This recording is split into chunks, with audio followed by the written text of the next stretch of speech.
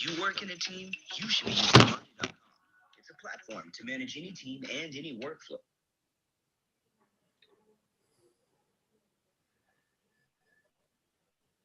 Hari Om. Welcome to Dr. Vedavyas Memorial Online Lecture Series. I am Chandra from IIVS. Today's lecture is Living Life Through Lens of Bhagavad Gita by Shri Radhika Gopinath. A brief introduction about Radhika Gopinath. He is a devotee in Brahma Madhava Gaudiya sampradaya or ISKCON, founded by His Divine Grace A.C. Bhaktivedanta Swami Prabhupada, and has been in devotional movement for last 18 years. He is a teacher and conducts classes for high-tech professionals and also conducts online seminars to specific audience and has participated in 3 interfaith conferences. He has traveled to various devotional places in India with ISKCON gurus. He obtained training under many senior gurus like His Holiness Romapada Swami, Navyogendra Swami, Bhakti Caru Swami, Harivilas Maharaja, and Bhakti Vikasa Swami, and several other senior Vaishnavas. He is also in organizing committee of festivals like Anandamela, VegFest, Rath Yatra, and the Festival of Compassion. He is the director of Northwest Share and specifically a professor at Sammamish Institute of Technology and Advanced Sciences, which was established by His Holiness Harivilas Maharaja in 2013 as part of Northwest Share. In material education, he holds a master's degree in management science and a second master's in computer science from 2 campuses of University of Alabama. The lecture will discuss why we need Bhagavad Gita and how it will help society assimilate the Vedic values that are so necessary for the current world with COVID and reduced tolerance, pestilence, and natural calamities, etc.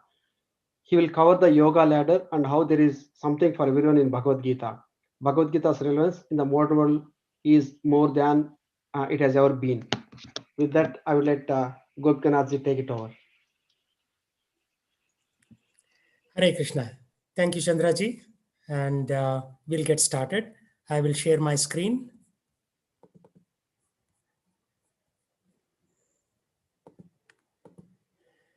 So we lead a life, and we need to lead a life through the lens of Bhagavad Gita. Bhagavad Gita gives a slightly different perspective compared to the material perspective we are so accustomed to, and the modern perspective that's so ingrained in us due to years of British rule and the whole modern society that has evolved around us. So my name is Radhikagopinathdas, and there is a link here for my LinkedIn where I share a set of posts and articles on devotion. And I'm associated with Sammamish Institute of Technology and Advanced Sciences. Sammamish is the name of our town, and we established this institute to disseminate knowledge under the guidance of His Divine Grace Swami Vaishnavas Bhaktivedanta Swami Prabhupada, who circled the globe 11 times in 11 years, propagating this Vedic Dharma, Sanatan Dharma, in every part of the world. He was a firm believer in every town and village, and he said that this Vedic knowledge will go to every town and village. And Dr. Vedavyas ji and his disciples are also trying to do the same thing under the banner of Yoga Brotherhood of America and many other sister organizations. So I'm glad to be a part of this session today to share whatever little I know in this topic. So as a prologue, human beings, there are so many beings. There are 8.4 million species on the planet, which is also corroborated by modern scientists. There are millions of species, out of which being a human being is very special, because only when we get to the human body, we can talk about right and wrong, what is the principle of dharma, what is artha, which is getting some financial benefits, what is kama, how to satisfy our desires, and how to attain moksha. Dharma, artha, kama, moksha, these are the chatur purusharthas. So every human being wants to be happy, as you can see on the left side of the swim lane. And then we also encounter problems. While we are trying to be happy, we do encounter problems. So we do 4 things, and animals do 4 things: eating, sleeping, mating, and defending. There is a shloka in the Shastra which says, Ahara nidra bhayamaytunam cha samanya etad pashuvir naranam dharmo hi eko adhika vishesho dharmahina pashuvir samanam. So ahara nidra bhayamaytunam cha, eating, sleeping, mating, defending, are common between animals and humans. So what's so special about us? What is special is that we have the concept of dharma. Dharma has 33 meanings according to Amarikosha dictionary. So dharma means religion, dharma means faith, dharma means duty, dharma means intrinsic characteristics, dharma means how we operate in this material world, and many, many other definitions. So when we encounter problems, we see that there are temporary problems. Like, for example, I was in India previously. I had a very ordinary job. I wanted more money, so I came to America. So now I hold an American passport. So an Indian becomes an American. That's not a problem. That can be solved. But there are 4 real problems that cannot be solved. Birth. Nobody on this video call or the 8 billion people on the planet have petitioned to their father and mother saying, Mommy, Papa, I want to be born to you. No, we are taking birth. We are forced to take birth based on our past karma. We are forced to grow old. We are forced to get diseases. Right now, we are battling with COVID. Can anybody control? Probably not. Maybe you can take a little vaccine, it will wear off in 6 months. So diseases are a given. There are so many diseases like diabetes, heart attack, and so on, right? And then finally, death. So, Janma Mrityu Jara Vyadi Dukkha Doshanu Darshanam. In chapter 13 of Bhagavad Gita, Lord Krishna says that these are the 4 real problems. The other problems are not really problems. Muhammad Ali was a Christian, Cassius Clay, and then he converted to Islam. Then he became Muhammad Ali, the boxer, right? So you can change religion, you can change country, you can change your financial situation, but you cannot change these 4 problems. And then there are 3 other things like Adhyatmika Klesha, Adi Bhautika Klesha, and Adi Daivika Klesha. The problems of the body and mind. Our own body causes us problems. Our own mind causes us problems. Then there are problems caused by other living entities. There are problems caused by higher entities like devatas. For example, we had this snowstorm in Texas, and many millions of people lost power. Water supplies were affected. They had advisory to boil water in Texas. So these are caused by devatas. So whenever our collective karma goes above a particular threshold, devatas as empowered entities of the Supreme Lord Krishna will come into high gear. They'll say, okay, now these guys are not listening to us very well. Let's teach them a lesson. And it's for our rectification, right? So when our kids don't behave, we don't want to really punish them, but we give them punishment so that we can rectify them. Similarly, there are 33 crore devatas. Their duty is to rectify our behavior, and that is called Adi Daivika Klesha. So a Brahmana is a person not with a thread around the waist, but somebody who knows Brahman. Brahma Janatiti Brahmanaha. So somebody who understands Brahman is called a Brahmana. On the other hand, if we are only thinking about eating, sleeping, mating, and defending, we are called Kripanas. Kripana means a miser. Who is a miser? He has money, but he won't use it. Similarly, a miser is someone who has a human form of body. We need to use the human form of body for liberation, but instead, all we are trying to do is write Java, C# code, or design operating systems or cloud software. Then we are wasting our life. And that's what most of the educated Indians who come to America do. They just waste their life on doing this. Of course, you need to make a living. And Krishna says in chapter 3 of Bhagavad Gita, everybody needs to work. But at the same time, we need to use our time wisely in order to understand what the higher truth is. And the concept of Vedas is, Veda means knowledge. Veda means to provide you knowledge so that you can go above the Purusharthas, Dharma, Artha, Kama, and come to Moksha. And there is also a Panchama Purushartha, which is developing love of God. Like I was seeing a board in Sammamish outside a church. He says, God loves you. Okay, but don't you have to love God back? That is the thing that's missing from most modern religions, including the most modernized Hinduism also. The traditional Vedic society is different than modern Hinduism. So Srila Prabhupada used to say that the British coined this word Hindu mythology. Both words are incorrect. So we are not Hindu people, we are Vedic people. And second is, it's not a myth. Myth means falsehood, right? It's a story. It's called history. So the right term is Vedic history. So next time somebody calls you Hindu mythology, you immediately correct them. A, we are not Hindus, we are Vedic people. And B, this is not a myth, sir. So this is reality. For example, 100 years from now, if somebody says Trump was a myth, Trump never existed, would that be a true statement? No, Trump was a president of United States. And now a new president has come, right? So it's not a myth. Vedic knowledge is not a myth. It's reality. It's history documented. So purpose of human life is to do two things. One is self-realization. Second is God realization. So once we attain the human form of life, our responsibility is to understand who we are. Athato Brahma Jijnasa. Vedavyas said, the Vedavyas who wrote the Mahabharata, who wrote the four, Vedas. Initially, it was one Veda which got divided into four Vedas. Then he wrote the Upanishads, 108 Upanishads, Ashtadasha Puranas, 18 Puranas. So he said, now that he gave all this knowledge, he said, he wrote the Vedanta Sutra called Athato Brahma Jijnasa. Now let's inquire into Brahman. So we all need to inquire collectively, what is Brahman? So we need to understand the spiritual processes, the understanding, and there are many methods prescribed because not all human beings are the same. Some people may be at a very high state of emancipation and some people may be at a very low stage. So you don't teach kindergartners and PhD people in the same room.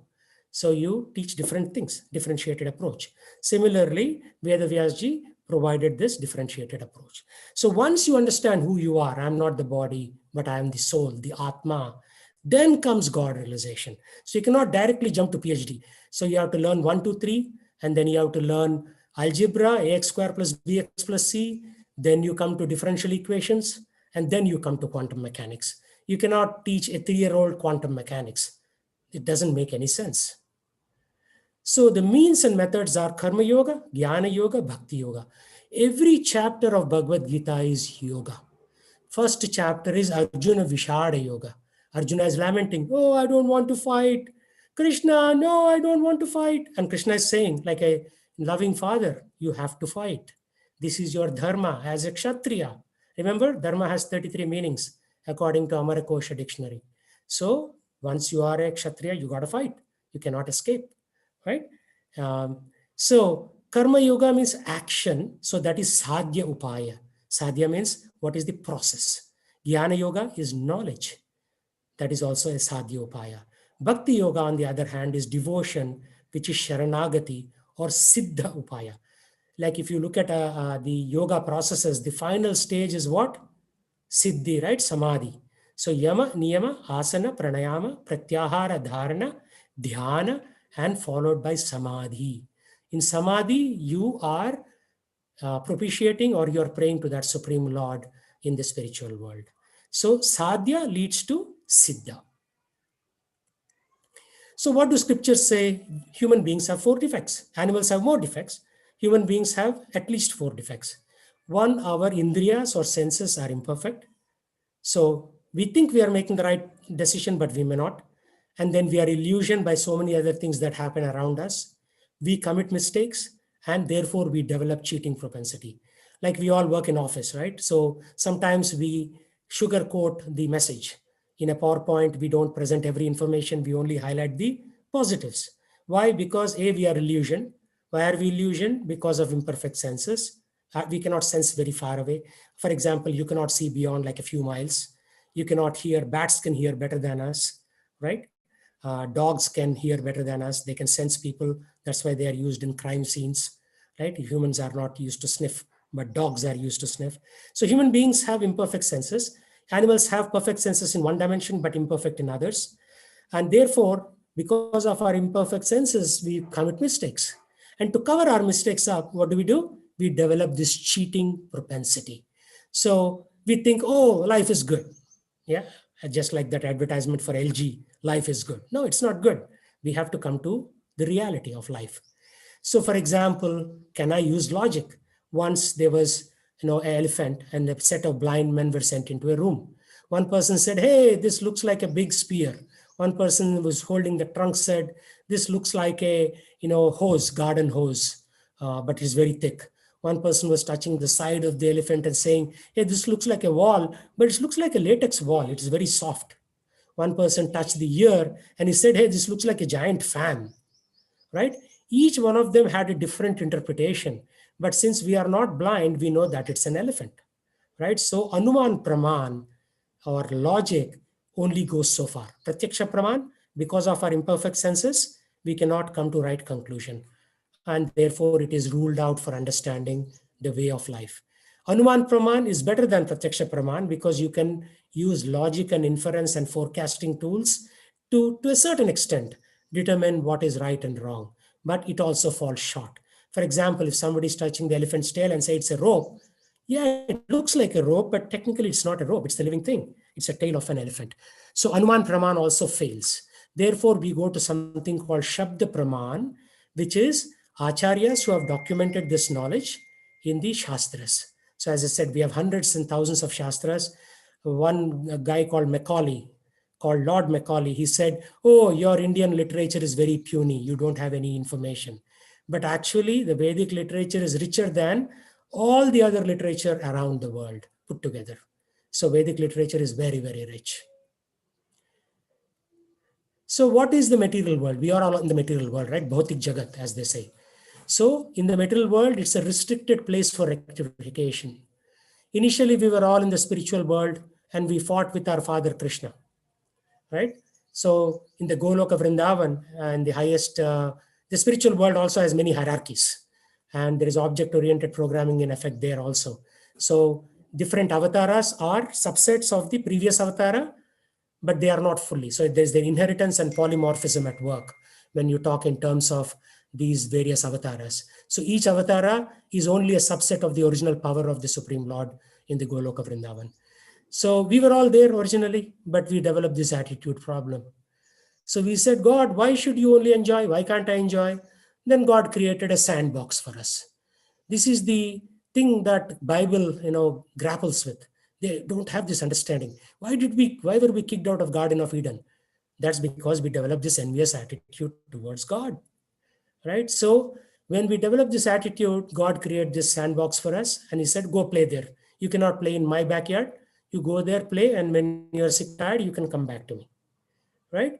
So this is a place for rectification. We are in timeout right now. We are in a timeout. Just like you give kids timeout, we have been given a timeout. And then there are millions of temporary universes which continuously come into being and get destroyed. Bhagavad Gita talks about bhutva bhutva praliyate. Again and again, material worlds are created and destroyed. Same thing, right? Like Windows was created long times ago. Windows 3.1 gone. Windows 95 gone. Windows 12 gone, right? So in this way, different versions will keep on coming and they get destroyed. That is the nature of the material world.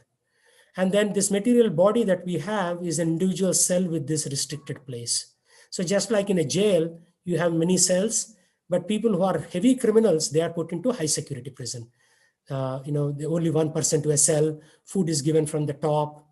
They are not allowed to interact with others because they're dangerous people. They are serial killers, that kind of guys. So there are 8.4 million types of cells.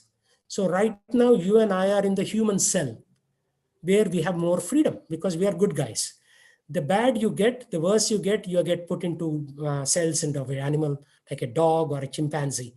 And if you are really sinful, then you are put into the body of like a single-celled amoeba or something like that. A single-celled amoeba walks a few microns a day, whereas you and I can walk 10 miles, 2 miles a day, right? So we have more freedom. We can take a plane and go into a different country. We can interact with people. So all of this is not possible for lower species. That's why they are called lower species. And then we have these gunas, sattva guna, rajo guna, and tamo guna. Sattva guna means mode of goodness. Rajo guna means mode of passion. And tamo guna means these are mode of ignorance. So people who are lazy and dull, who are intoxicated with alcohol, marijuana, they are all put into mode of ignorance automatically. People who are achievement oriented, like most of America is in mode of passion. because everybody wants to achieve something, right? I want to do Bitcoin, I want to do Tesla, I want to take this rocket and go into Mars. That is all mode of passion, Rajogun. And then mode of goodness, you'll find school teachers, they may only get $40,000 a year, but they're pretty content. They just teach music or dance. They're very happy, right? But all three modes are like three chains that tie the soul, and they don't let the soul get out. So Bhagavad Gita is a tool, right? It's a set of tools in your toolkit to teach you how to get out of this material world. There's so many books that will keep you in the material world. Like if you look at, for instance, biology, physics, chemistry, computer science, deep learning, machine learning, artificial intelligence, statistical techniques, they all keep you in the material world. But Bhagavad Gita takes you out of the material world. So very, very different kind of book. So our original pure spiritual nature is perverted. Perverted means it is messed up. It is converted in a negative sense by the impure desires. And we have these impure desires in the mode of ignorance. Somebody wants to do Dhammaradham, have some alcohol or something like that. Mode of passion, somebody wants to buy Tesla stock and make money on it. Mode of goodness, somebody wants to play the piano and just be content with that. But all three modes will keep the Atma, Jivatma, in the material world. So Jivatma has to go to Paramatma. So Jivatma and Paramatma are both there in the heart region, just half an inch apart from each other. And what are they doing? They're communicating constantly. And Paramatma is saying, Are Baba, don't do it. And Jivatma is saying, no, no, no, no, I want to do it. Right? So we always rebel against God, right? If you look at the Wild West movies, you'll see what rebels are. They'll take a gun, they get onto a horse, they go onto the frontier, bang, bang, bang, shoot everybody else. We are like that. We left the spiritual world with that rebellious attitude. So we are forced to take birth. Why? When we first came, we were pure. But then we started accumulating this thing called karma. Karma keeps us in the material world. And we have to get out of karma, right? Even the karma is a word very common even in the West these days. People use it pretty loosely without understanding what it means, right? So the soul is now going through this Six Flags, giant wheel, right? What do you happen in the giant wheel? You get down in the lower level, it'll go to the middle level, it'll go high, again it'll come to middle level, and it'll go to lower. In this way, the soul is going up and down and up and down and up and down. If the people are in mode of goodness, they go to these higher planets. Om Bhur Bhuva Swaha. You know this mantra? So Bhur Bhuvar Swaha, right? So Bhuloka, Bhuvarloka, Swargaloka, Tapaloka, Janaloka, Maharloka, and Satyaloka. Satyaloka is where the material engineer Brahmaji lives. And he is supervising the activities of this material world, right? And then in the middle level, people who are passionate end up back in earth.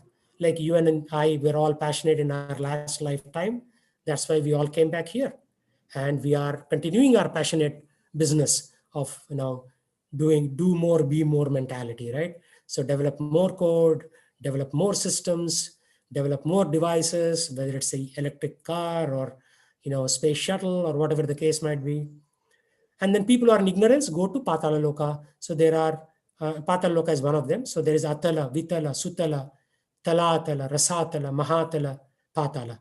So if you look at old S.V. Rangarao movies, he mentions this and he talks about how these various jivas come into various lokas. If somebody is very, very envious, then they become snakes in Patala Loka.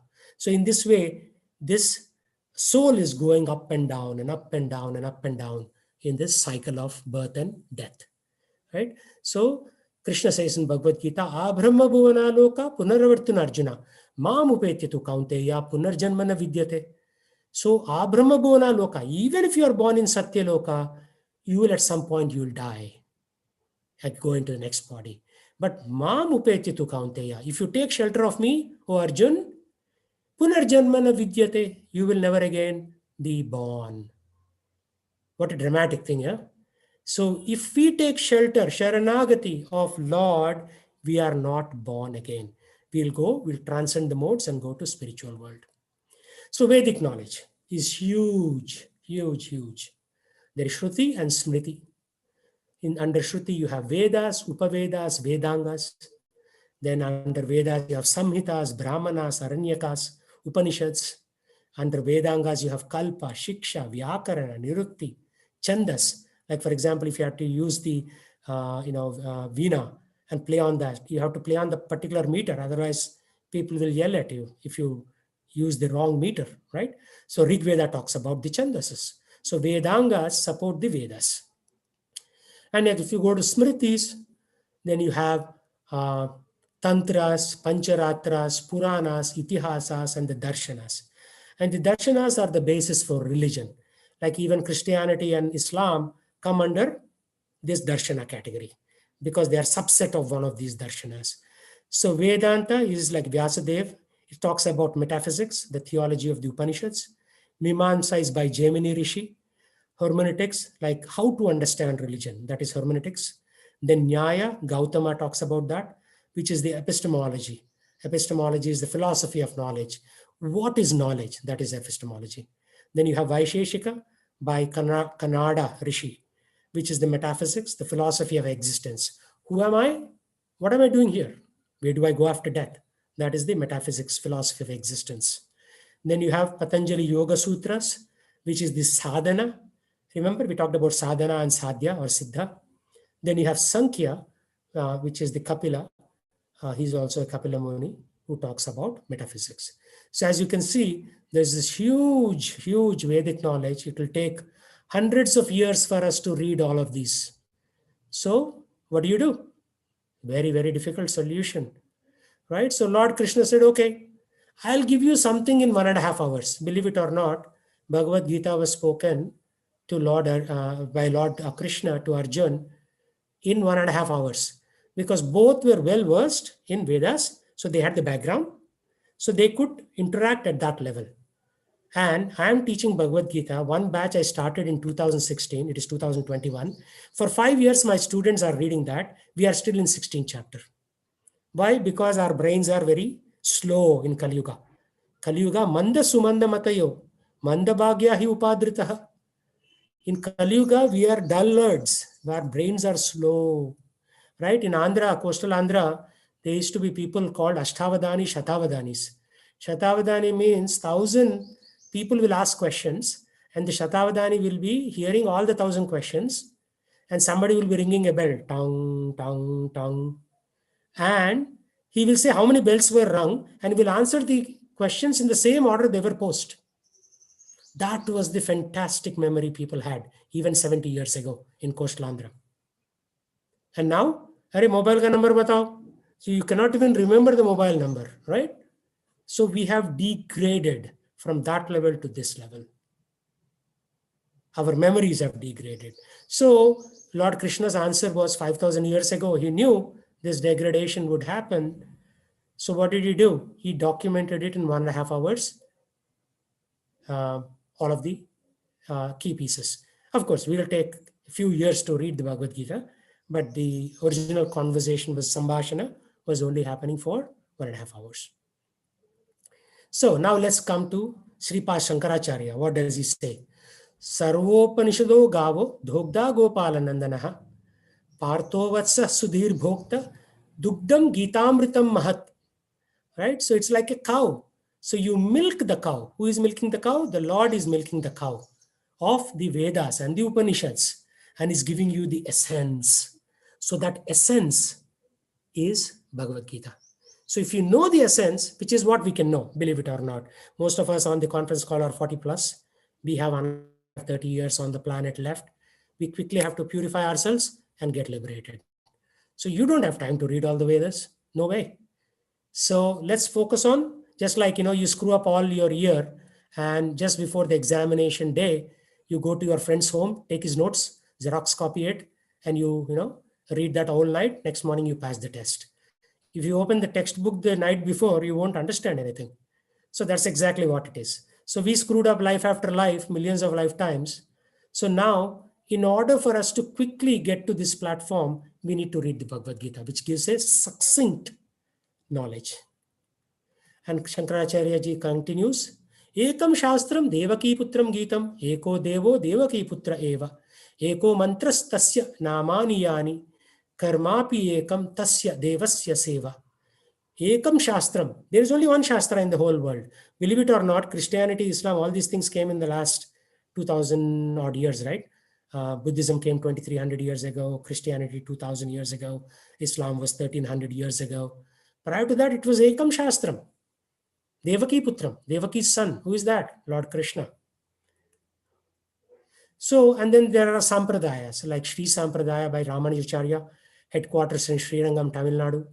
Madhvacharya, this is the Brahma Madhava Gaudiya Sampradaya, the Sampradaya that I come from, I initiated into, I should say. This is headquartered in Kerala. Then we have Nimbarkacharya. This is headquartered in Gujarat, and Vishnu Swami headquartered in Himalayas. So these four Vaishnava Sampradayas and ISKCON, the Swami Prabhupada's movement, is in the Brahma Madhava Gaudiya Sampradaya under Madhvacharya.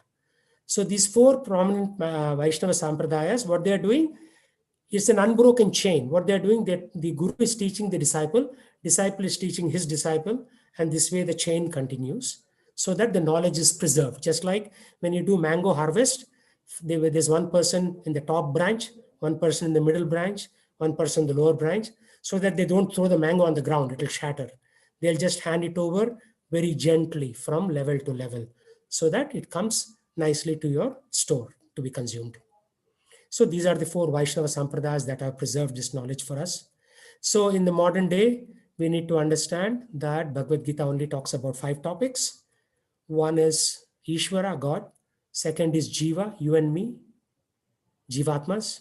Third is Prakriti, material nature in which we operate. 4 is Kala, time. In Western theology, time is sequential. In Eastern theology, in the Vedic theology, time is cyclical. Means Satyuga followed by Treta Yuga, followed by Dwapar Yuga, followed by Kali Yuga. After Kali Yuga, again Satyuga, Treta Yuga, Dwapar Yuga, and Kali Yuga. So time is cyclical.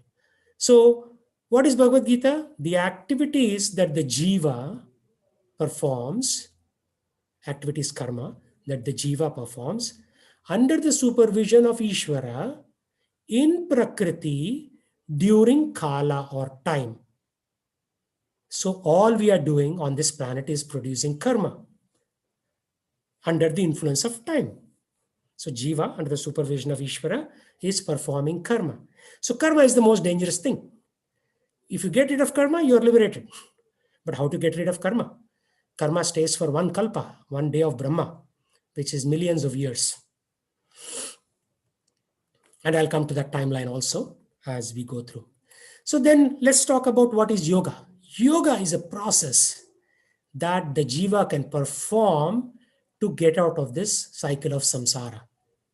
According to Bhagavad Gita, 4 types of yoga: karma, jnana, ashtanga, and bhakti. They are not different paths. A lot of times, people from the Hindu mainstream, they fight with each other. Right? Baba Ramdev focuses on what? The physical ashtanga yoga. Right? So different acharyas focused on jnana yoga. Different acharyas focused on karma yoga. Different acharyas focus on bhakti yoga. They are not different, but they are rungs on the same ladder. So karma leads to jnana, leads to dhyana, leads to bhakti.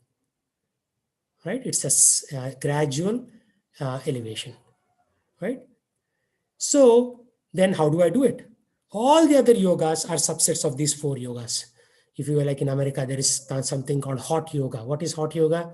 It is just a physical part of the dhyana yoga. There is no dhyana in hot yoga. There is just physical. You are put in a highly elevated temperature room and then you are performing some asanas. That is only 1 out of 8. But the yoga continuum is what? Yama, niyama, do's and don'ts. Asana, physical exercises. Pranayama, breathing exercises. Pratyahara, control of the senses. Krishna says in Bhagavad Gita, you have to control your senses. Eyes should be shut. Ears should be shut. Tongue should be shut. Nostrils should only take minimal oxygen. Your eyes should be focused on tip of the nose. So what is this? You are controlling pratyahara. And then dharana, light meditation. Dhyana, heavy meditation, deep meditation.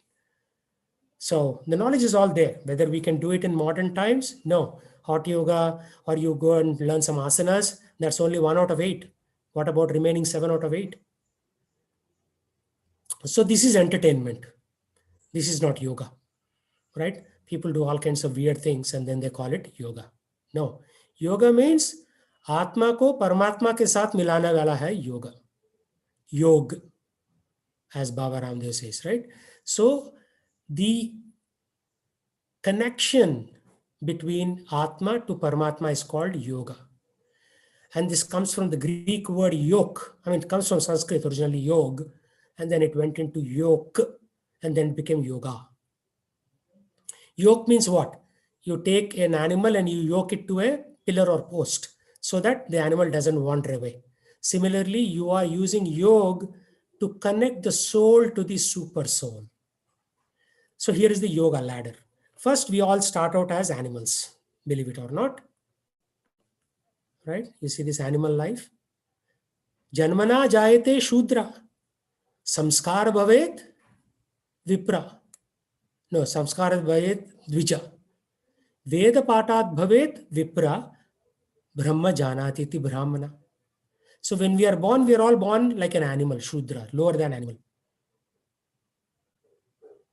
Then we go through these samskaras.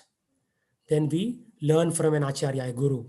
Then we come to level of dvija, we get initiation. Then we come to the Veda Patat Bhavet Vipra. We come to becoming a learned scholar. Then we come to understanding Brahman, Brahma Jana Titi, Brahmana. So from animals, we come to Karma Kanda, then Sakama Karma Yoga. Sakama means I want something back from you, my Lord. Sakama, I want Kama. Nishkama means I don't want anything. No, don't give me anything. We are all Sakamas actually. Nishkamas are rare. Then comes Jnana Yoga, Brahmavadis, understanding Brahman or impersonal form of God. Means God is not a person. Then comes Ashtanga Yoga, the Paramatmavadis. Then comes Bhakti Yoga, which is Bhakta, devotee. In the personal, they have exchanges, just like Sant Tukaram had exchanges with Lord Vishnu, and then Ramadas in Andhra had a personal relationship with Lord, right? So those are bhaktas. Bhaktas means they have a personal relationship. So every one of us has to go through this, right? That's the ladder. So here is a different view of that ladder. Animal life, come to karma, karma kanda. Karma kanda means regulated sense gratification. We all have senses. You have to use the senses somehow. So technically, your tongue should be used only to glorify the Lord. But then since we cannot do it, we may talk about movie once in a while or cricket or something, but you're regulated. And then slowly we go to Sakama Karma Yoga, Nishkama Karma Yoga, Jnana Yoga. Jnana Yoga means knowledge and then understanding renunciation, Tyagis, right? So a Jnana Yogi typically is wearing saffron. He says, I don't have nothing to do with this world. They just go away, right? If you go to Himalayas, I've been there, Badrinath, Gangotri, Yamunotri, you'll see a lot of the Jnana Yogis there. Then comes Dhyana Yogi, meditation type. Again, you'll find a lot of these in the Himalaya type area. But we cannot go to Himalayas, right? For us, the best thing is to become a Bhakti Yogi. Why? It's very difficult to become Nishkama also. So instead of taking the gradual step by step, we directly start here and work our way backwards by doing Bhakti to the Supreme Lord, and then a little bit of meditation, little bit of knowledge, like this is a knowledge sharing session, for example. Then slowly come to a point saying that I don't want anything from you, my Lord. I just want you rather than your money, right? So Nishkama, no kama. Kama means desire. So ultimate aim is you have to reach the Lord, right? What does liberation means? You have to leave physically this world and go physically to that world. All religions agree on that. Islam, Christianity, Buddhism, everybody. But how you go there is, the detail is given in the Yoga Ladder chapters 3, 4, 5, and 6 in the Bhagavad Gita. And it is further illuminated in the Srimad Bhagavatam, and then even further qualified in an advanced book called Chaitanya Charitamrita, and there are a lot of other books called Agama Shastras and so on. But we won't get into that. So instead of taking the yoga ladder, we should take the high-speed elevator. Skip all these things. Even if somebody is an animal, for example, who has no relationship to, there is a shloka in Srimad Bhagavatam, Kirata hunandra pulinda pulkasha ambi sumba yavana kasada ye anye chase yadashraya sudhyanti tasmai prabha vishnave namaha. Even if somebody is Kirata, like we say Kirata Kulu, means those are people who come and used to attack India in the ancient times. Huna, Andhra, depending upon, Hunas are Chinese, Andhras are in the southern part of India. Regardless of who you are, you can be purified simply by chanting the holy name of Vishnu. That's what Srimad Bhagavatam says. So you can, instead of taking, if you had, before 9/11, we used to have something called Twin Towers in New York City. So there were two ways of getting to Twin Towers. You can take 100 flights of stairs or take the high-speed elevator. So it is kind of easy to take the elevator, isn't it? So bhakti is like that. You can directly go there, start worshipping the Lord, and then work your way downwards instead of working your way upwards. Because anyway, this is the sadhya, right? This is the goal anyways for liberation. So by Prahlad Maharaj, he said, water break.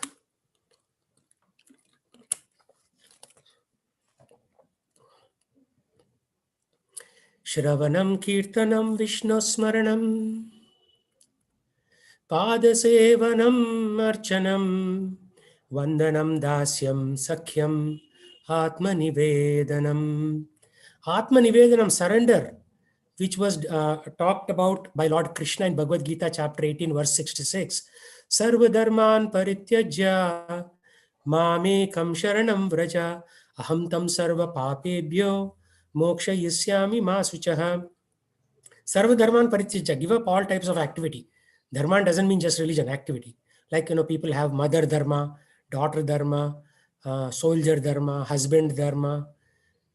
Of course, I'm not saying tomorrow you have to give it up, but in the right time, maybe 50 plus, slowly you withdraw from family life and so on.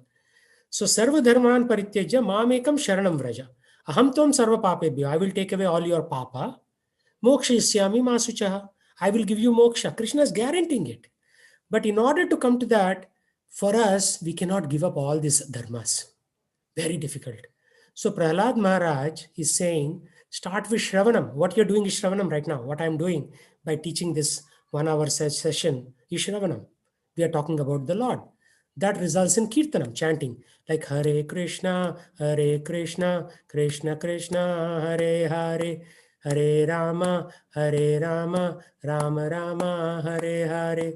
And Om Namo Bhagavate Vasudevaya, Om Namo Narayanaya, Om. These are all mantras, right? So Shravanam about God results in Kirtanam about God. Then Smaranam, you remember. Just like, right, you see some of those old movies, hero and heroine fall in love, they get married. After the first child, the heroine forgets everything. So what does the hero do? He will take her to all the places where they had a nice time, like Tang Bund in Hyderabad, Qutub Minar in Delhi, whatever the case might be in your own city. So just to get wherever they had a nice time while they were, before marriage. So slowly the memory returns. Similarly, we have forgotten about God. So our memory is being reinstated by this process of kirtanam or chanting. Then Pada Sevanam, you serve the Lord's feet. Lord is a person, so you serve the Lord's feet. Then Archanam, you do the Archanam, right? Like if you go to a puja in the temple, they say, okay, I will do Archanam, tell me the Gotram, and then we will do on the puja on your name. So, but before Archanam, you have to do these 4 steps. You have to hear about God, you have to chant God's names, you have to remember about Him, you have to serve His feet. Then comes Archanam. Then comes Vandanam, you offer prayers like Prahlad Maharaj, Kunti Devi, Dhruv Maharaj. All these people have offered wonderful prayers. Kapila Muni, Narada Muni, Vyasa Deva. All these people have offered prayers to the Lord. Then comes Dasyam. You become a servant of the Lord, just like Hanumanji is a servant of Lord Ram. Then Sakyam, friendship. Ultimately, goal is to slowly become a friend of the Lord, because exchange of love doesn't happen in a servant level. right? So if you see all the gopis and gopas with Krishna, they are in that friendship mode. Finally, surrender. Krishna, amito tumar, tumito amar. I am yours, you are mine. I have surrendered to you, right? So when we do that, that is the culmination of all yogas. So we talked about the yoga ladder, and the culmination of all of that is the bhakti yoga. Ultimately, everything results in bhakti yoga. So the point is, why do you have to go through sakama, nishkama, jnana, dhyana? Directly do elevator, boom, go to bhakti yoga.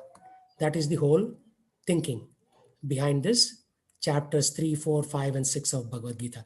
Bhagavad Gita gives you many tools, and in the end, they say bhakti is the fastest tool, right? So if you have to go from Bay Area, San Francisco to New York City, there are direct routes, or you can go through Mexico. If there's a direct route, why would you choose the longer route, right? So choose the direct route. So Bhagavad Gita, Krishna also gives this elevatory process. He says, Tasmat yogi bhavarjuna, become a yogi. First he says. Then he says, Karmabhyascha diko yogi. So if you do karma in the service of Krishna, that is adhiko yogi. That's better than not working. Then he says, Jnanibhyo api matadhika. A knowledgeable person who is doing karma for the Lord, that is a better yogi. Then he says, tapasvi abhi adhiko yogi. Tapasvi, somebody who's doing austerity, right? Like fasting on Ekadasi, fasting on Janmashtami, on Ramanavami, on Ugadi. So many festivals we have. Previously, festivals were meant for fasting. Nowadays, festivals has been like WhatsApp, you send one line. Happy Ugadi, Happy Ram Navami, and the other person will like put two emojis, clap, clap, clap, or they'll put like one picture like this. That was not the idea behind these festivals. You do austerity, means you do upavasam on those days, and you'll get very fast progress in devotion. This applies to ancient days. This applies to modern days also. Like if both of my kids on any one of these days, they go fasting, and it's not like I have told them, but association with other, bhaktas, they learn this process. So austerity is definitely important, right? So we need realization. What is that realization? Material realization is okay, but spiritual realization is even better.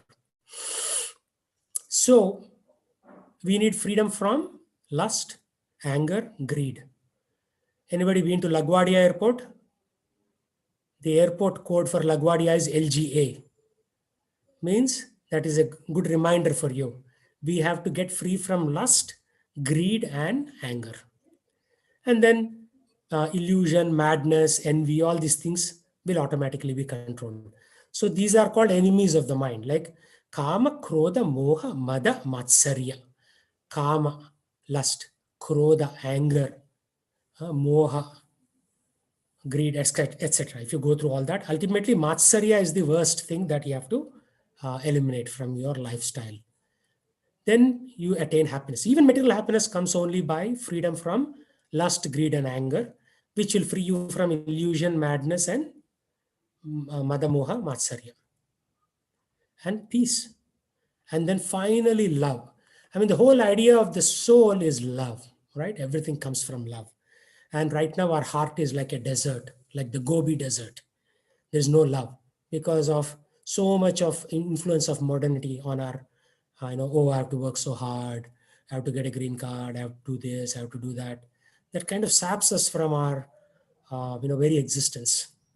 So finally, Sharanagati, attitude of a Sharanagrata is, oh my Lord, I have desires to reach you. I want to reach you. And then I have failed in all my other attempts. Anyada sharanam nasti, tvameva sharanam mama. I have tried so many things. Anyada sharanam nasti. I didn't get that. So tvameva sharanam mama. Then you are my only protection. Rakshasiti iti vishwaso. Means I have faith that you are giving me rakshan. And then, oh my Lord, I plead to you. Please give me my means, or please become my means to reach you. Right? So in this way, we can go to the Lord. Our path is the Lord, destination is the Lord. So just like when you chant Hare Krishna mantra, that purifies the heart, and The destination is also chanting Hare Krishna. Once we go to the spiritual world, we are still chanting the names of Lord and Ram and Narsimha and Vamana and so many other people. So examples, Gajendra, he was a very strong elephant, very proud. He once went into water along with his female elephant wives, and he was very proud. I mean, he's strutting in the water. A crocodile catches its leg, and Gajendra recites beautiful prayers to Lord Vishnu. He says, "O Kamala Raksha, O Kamala Nayana, O Garuda Vahana." I thought that I was very powerful, but no. This little crocodile has caught me, and now I have no other means to escape than you. So it picks up a lotus flower from the water and offers it in the air. And because of the purity of the prayers of the elephant, Lord Vishnu comes on his Garuda Vahana and issues the Sudarshan Chakra, which cuts the head of the crocodile off, and Gajendra is liberated. Again, Gajendra was very special because he was King Indradumna in his previous life. So he was already a very saintly king. Second thing is Draupadi. When Draupadi was trying to stop Dushyasana from disrobing her, when she held on to one cloth, one hand on the cloth and one hand she called, "Oh Krishna, save me." Krishna didn't come because he wanted to see the full degree of surrender. So when she let both of the hands go, then Krishna came and rescued her. And again, if we do it, he may or may not come because we are not at the same platform as Draupadi, right? We have committed so many sins that first we have to purify our soul from those sins. Then the Lord will come and rescue us. So we need to have the Vishwasa on the Lord, Maha Vishwasa, absolute unconditional faith. Just like if you put a college admission application form, you have faith that somebody will take a look at your application, right? So we put our entire faith that the IIT Commission will basically take a look at my app and give me a seat or not. And then there are two ways in which we can approach the Lord. One is Swagata Swikwara, means I am taking the responsibility of holding to my Father Krishna, which is good. Second thing is Paragata Swikara. The Lord will hold us just like a mother cat holds the kittens from the top, right? So we try both. We take responsibility to hold on to the Lord, and we pray for the mercy of the Lord so that he comes and holds on to us, right? So that is one way to approach the Lord. Again, there are examples of Sharanagati. Devatas surrender to Lord Vishnu. And then in Ramayana, Dasharath surrenders to Parshuram. Parshuram says, "I want your son." Dasharath says, "Oh, he's just a young boy, 16 years. How can I send?" But he says, "Okay, I'll surrender so that you can take him." And then Lakshman surrenders to Lord Ram. He says, "Okay, wherever you are my elder brother, I will come with you." Right? And Bharata surrenders to Lord Rama. Bharata says, "Without you, I am nobody. I cannot rule the kingdom. I will take your padukas, the shoes from you, and then I'll put on my head and rule the kingdom." And then Vibhishana surrenders to Lord Ram as well. Vibhishana, he says, "I have nowhere to go. I will just be with you, my Lord. You take care of me." And then the Lord says, okay, he gives Abhayam. And then after he kills Ravana and Kumbhakarna, he establishes Vibhishana on the throne of the kingdom. So when we take Sharanagati, following the principles of the Bhagavad Gita, then the Lord actually comes and gives us. And there is also a lot of information in the scriptures around the position of the moon, sun, the various lokas like Satyaloka, Patal Loka, what is the size of the universe. For example, the Western scientists think that universe are see-through. No, they are covered with Bhumi, Apo, Nalo, Vayu, earth, water, fire, air, ether. 5 layers are there around the universe, right? And then diameter, they say, oh, universe is light years diameter. No, there is a very clear description in the Srimad Bhagavatam that the diameter of the universe is 4 billion miles. And now, recently, Wall Street Journal announced something like, yes, the diameter of the universe is like around 4 billion miles. So whatever is said in Srimad Bhagavatam is being presented one by one in the modern ages. I will not go into all of this detail because this gets into Big Bang theory and so many other things. What I want to touch on is, here is a slide from University of Washington in Seattle, Bothell, where they talk about how we all came from monkeys. Formation of Earth was 4.56 billion years ago, and human beings are pretty recent creatures. But if you look at the Ramayana, it talks about the same thing, 4.5 billion years ago. BYR means billion years. However, human beings came 2 billion years ago, according to Ramayana, because 1.7 billion years ago, there were documentation of where human beings were. And by the way, only 210 million years ago, dinosaurs came onto this planet. So if you really look at it, the Srimad Bhagavatam talks about the creation of the material and spiritual worlds, where the devatas were living. All this happened a long time ago. 2 billion years ago, they were people, the first humans coming. And 1.7 million years ago, although Darwin doesn't agree with that, you see Lord Rama, Lakshmana, they were, Lord Rama is Supreme Personality, Lakshmana is Supreme Personality, but there were devatas around them. They were monkeys, they were birds. So you see coexistence of all species happening even back then, right? So this whole notion of monkeys, human beings came from monkeys is not a correct statement. I have a 2-hour-long lecture on YouTube around this topic. I put the link on the lower right-hand corner. If anybody wants this PowerPoint presentation, you can send an email to me, Radhikagopinathdas@gmail.com, and you can get this deck. So time, as I said, is sequential in Western theology, but in the Vedic theology, it is cyclical, right? So Satyuga, Treta Yuga, Dwapara Yuga, Kali Yuga. You see those at the bottom. Satya, Treta, Dwapara, and Kali. And this is called one Divya Yuga, 4.32 million years. There are 71 Divya Yugas in a Manvantara, which makes it 306 million years. Then there is in one Kalpa, 4.32 billion years, which is 14 Manvantaras plus 15 Sandhyas. And life of Brahma is 311 trillion years, according to Srimad Bhagavatam. So these are mind-boggling numbers. We live on this planet only for what, 70, 80 years. But these are mind-boggling numbers where our soul keeps going between body and body. So there is a lot of things that we need to learn and assimilate. But best is chanting the holy name of Krishna, reading this Bhagavad Gita, and getting liberated in one lifetime. So there is this concept of a chandelier model of the universe. The pole star is the anchor. So it is called Mount Meru, which is the center part of the universe. And then revolving sun. The sun goes around Mount Meru. Moon goes around Mount Meru. The Bhumandala is stationary. Bhugol is a little sphere next to the Bhumandala. So this is the chandelier model of the universe.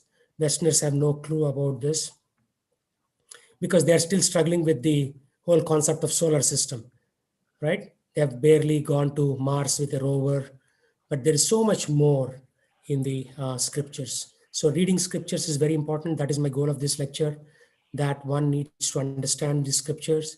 And then here is the Sankirtana movement, the chanting of the Hare Krishna mantra by Lord Chaitanya Mahaprabhu and Nityananda Prabhu 540 years ago. Started in Bengal, came to Orissa, came to Coastlandra, went into Tamil Nadu, then went into Kerala, so and then came up to Maharashtra. So this Sankirtana movement traversed all of India. So on the banks of Ganges River in Bengal, we have this new temple coming up, Temple of Vedic Planetarium, where the chandelier model will be displayed and these timelines will be displayed. So a tradition continues till day of the glorification of the Lord by Hare Krishna mantra. And then there are, like you see human beings there, and they're this huge, they're standing on a big pedestal in the back. They are doing abhishekam with milk for these almost 15 feet long, or more than that, close to 20 feet long deities. And even Americans, who are attracted to this in United States, they learn this knowledge. They go to India and perform these artis to Narsimhadev in Mayapur in Bengal. And here is A lot of mridangas that are used for kirtana. And then these are the Panchatattva. So these are called the Sri Krishna Chaitanya, Prabhu Nityananda, Shri Advaita Gadadhara, Shrivasadi Ghaura Bhakta Vrinda. So these are the 5 gentlemen who came and gave the Hare Krishna mantra to the current world.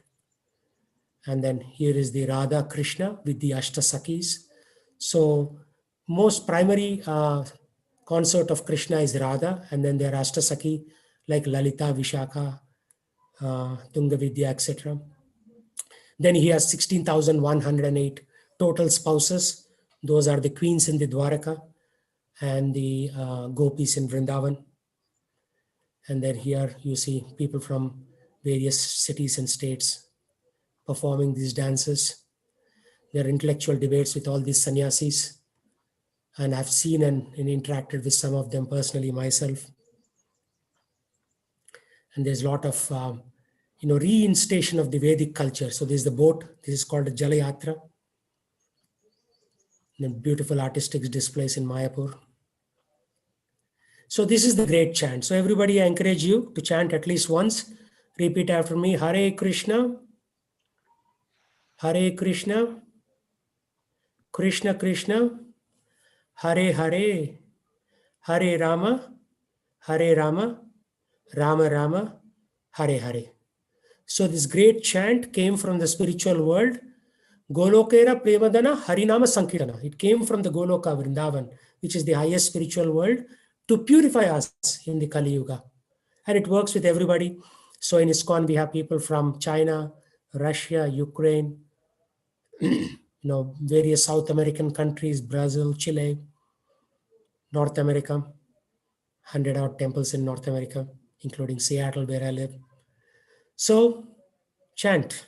If you chant, you get that benefit of purification, and we can prepare in this very lifetime, we can get liberated and go back to the spiritual world. So there are 5 A's in chanting. We need attraction, attention, absorption, attachment, and affection. So here are some, Western ladies chanting in Miami, somewhere in Florida, Miami, Orlando, that area. So that is the formal end of my presentation, and I'm open to questions at this point.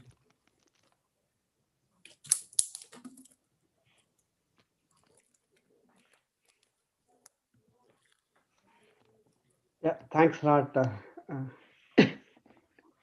Gopinathji. It's a very beautiful explanation in a very simple terminology. Even anyone without much knowledge or previous exposure to Bhagavad Gita can understand it. And most important is start implementing it right away. As you mentioned, chanting any of the mantras, like Hare Krishna mantra, Sriman Narayana Stakshari, Om Namo Narayanaya, and any of those things. So let me see if there are any questions.